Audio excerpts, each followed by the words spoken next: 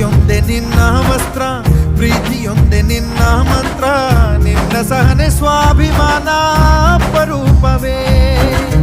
ದೂರವಿರಲಿ ಹತ್ತಿರವಿರಲಿ, ದೂರು ಅವರು ದೂರುತ್ತಲಿರಲಿ, ನಿನ್ನ ಹಾಗೆ ನೀ ನಡೆಯೋದೇ ನಿಜ ರೂಪವು.